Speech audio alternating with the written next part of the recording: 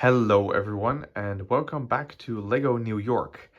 There's a lot of changes in the city, so lots of stuff to show you.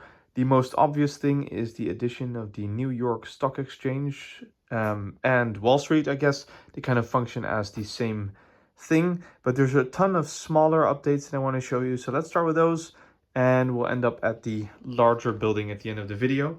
So except for apart from Wall Street, I actually finished Bryant Park, which is all the way down here. So this street is supposed to be Broadway. I know it doesn't really cross Bryant Park, but I think still the location is pretty good. I showed you a sort of half-finished product last video, but now it's completely done. I'm very happy with how this turned out.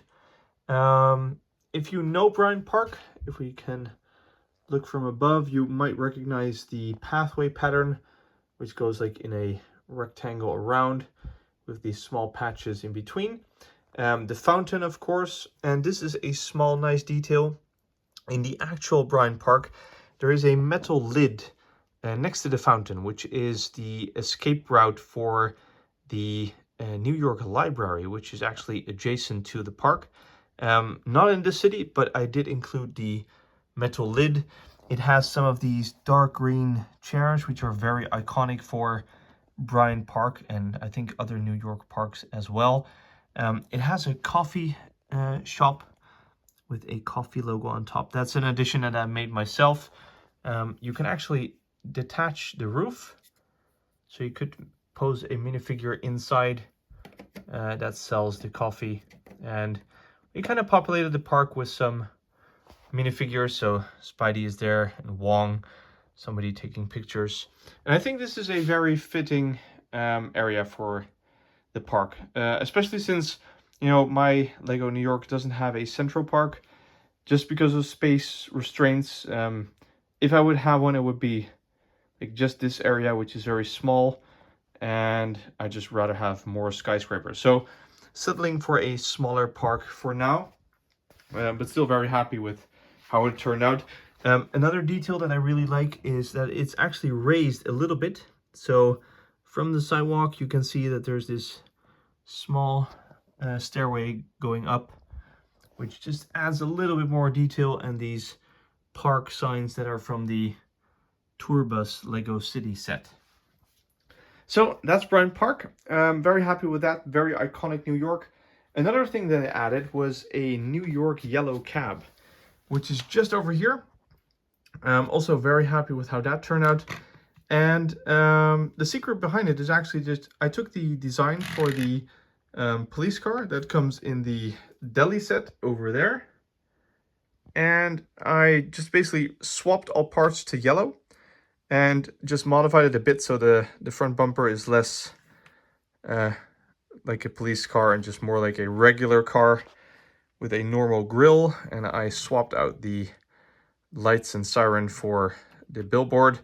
There is actually a yellow cab creator set that is brick built and doesn't have a place for a figure inside. I love the set, but the scale of it just doesn't fit the city.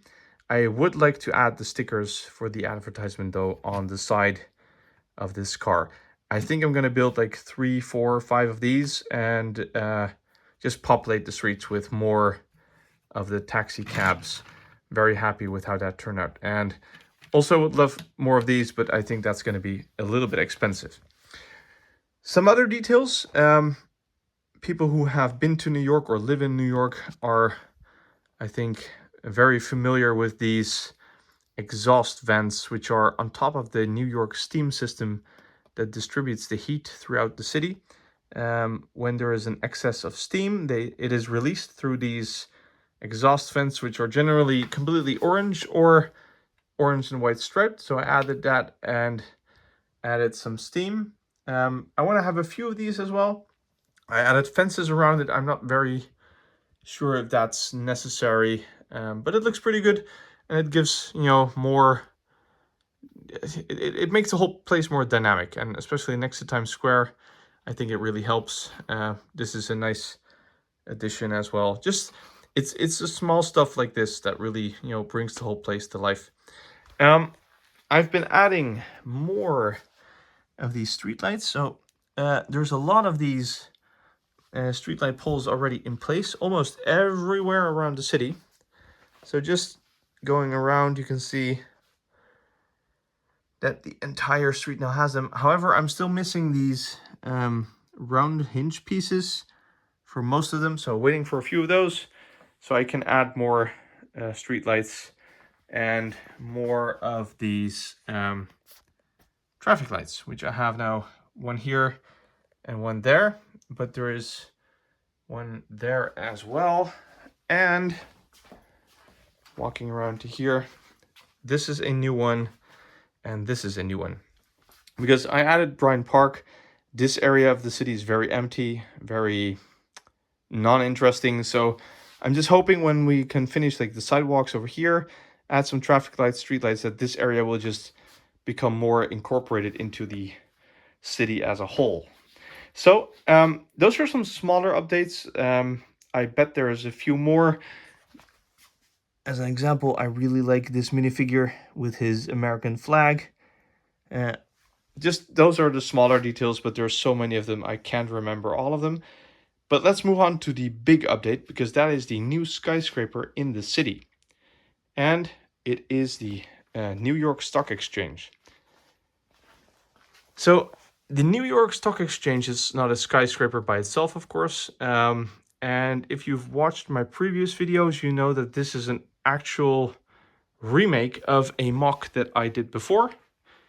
This is an architecture mock that I made of the New York Stock Exchange, but it's actually just flat, so there's no building behind it. This is just a facade, and I took that facade and added some doors that are actually minifigure sized underneath, and a tower sort of on the corner and on top of it, which is now one of the taller buildings in the city. And I think it looks really good. The design is modular, so if I wanted to, I could connect a modular building on the side, and then you would just see the facade and the tower on top. But in this particular case, it just functions as a corner building with a small sidewalk on this side where I'm going to add a bus stop. And I'm very happy with how this turned out. Just looking at the other side of the building, behind that facade is a roof terrace and some lights and an emergency exit. I added these studs on the back just so I can like add an advertisement at a certain point and just, you know, make it look more alive. But for now, this is a great place to start. Something which I did as well is, in the last video, I showed you guys that I have some lighting inside of the buildings. This has one of these LED pucks inside as well, so it can light up. Yeah, it's still a little bit troublesome because it has to be exactly underneath the tower to light up the tower. Otherwise, it won't light up the tower, but then this part is a little bit dark. Also, I made a small mistake. I used a green base plate. I didn't think too much of it at the time, but now that I can see it, it's kind of odd that it's green inside, so I want to swap that out for a dark bluish gray base plate.